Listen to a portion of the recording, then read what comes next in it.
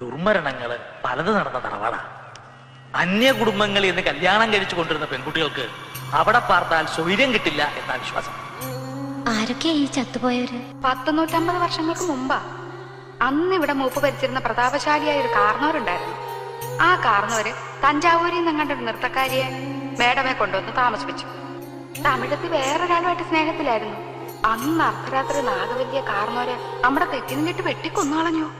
ഈ സ്ത്രീയാണ് പണ്ടത്തെ രാമനാഥന്റെ കാമുകയും നർത്തകയുമായ നാഗവല്ലിയെങ്കിൽ ഇവരെ ആ കാർന്നവര് പിടിച്ചോണ്ടുപോയി എനിക്കൊരു പരാതിയില്ല.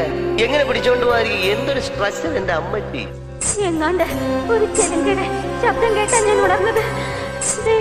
നോക്കിയപ്പോ ജനലിൽ ഒരുത്തി മുടി വെച്ചിട്ട് നിൽക്കുന്നു. പഴമക്കാർ ഇതിനെ ബാധ കൂടിയതാണെന്നൊക്കെ പറയും. അതൊക്കെ പഴയ കാലത്തെ ഓരോ വിശ്വാസങ്ങളല്ലേ അമ്മാവ. പിടിച്ചു പൂട്ടിയിടണം. താൻ എന്തുവാണോ ഈ പറയുന്നേ? താനും തന്റെ ആ പരിഷ്കാരി പെണ്ണും കൂടെ ഇവിടെ കാണിച്ച നിഷേധത്തിന്റെ ദുശ്ശകലങ്ങളാണോ ആ കണ്ടതൊക്കെ?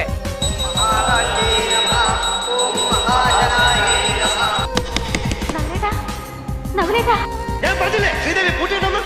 ശ്രീദേവിയെ പൂട്ടിയിടണം. സൈക്കോസിന്റെ പല അവസ്ഥാന്തരങ്ങളും കേട്ടിട്ടുണ്ട്. പക്ഷെ ഇത്ര ഭയാനകമായ ഒരു പ്രശ്നം ഇതാദ്യ. ഇന്നലെ തെക്കിനിന്ന് ഇറങ്ങിയ തമിഴത്തി വെറുതെ അങ്ങോട്ട് പോകുന്നില്ല. അകാലമൃത്യു വരെ ഉണ്ടാവാം എന്നൊരവസ്ഥയാ. അത്ഭുതം അവിടെയല്ല, അത് സംഭവിച്ചു കഴിഞ്ഞിരിക്കണു. അല്ലിയെ കൊല്ലാൻ ശ്രമിക്കുന്ന, ഗംഗയുടെ സാരിക്ക് തീ പിടിപ്പിക്കുന്ന മാടമ്പിള്ളിയിലെ മാനസിക രോഗി നീ വിചാരിക്കുന്ന പോലെ ശ്രീദേവിയല്ല. ആരത്? Nagavalli.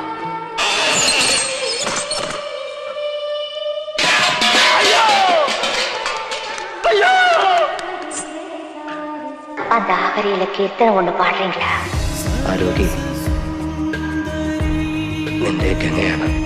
സൈക്കാട്രിയിൽ split personality, dual personality, അതായത് അപര വ്യക്തിത്വം, ദ്വന്ദ്വ വ്യക്തിത്വം, പൊസഷൻ സ്റ്റേറ്റ് തുടങ്ങിയ ലഘു മനോരോഗങ്ങളായിട്ടാണ് ഇതിനെ കാണുന്നത്.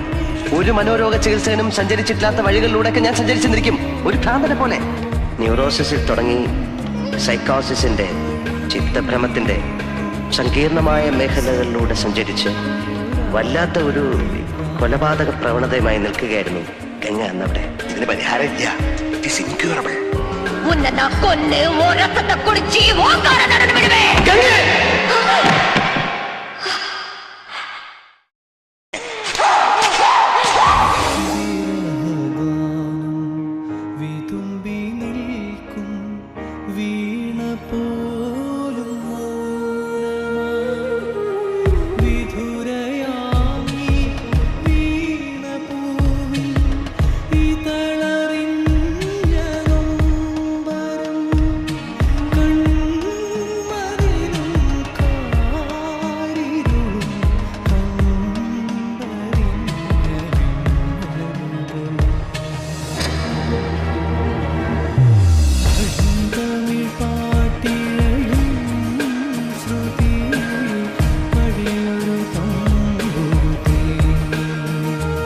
കൊള്ളാം മോനെ, നിന്നെ ഞാൻ നിരുത്സാഹപ്പെടുത്തുന്നില്ല.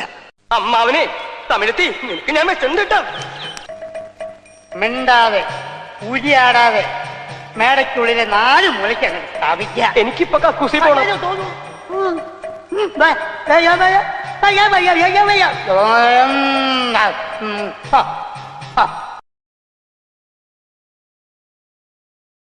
രാഘവോ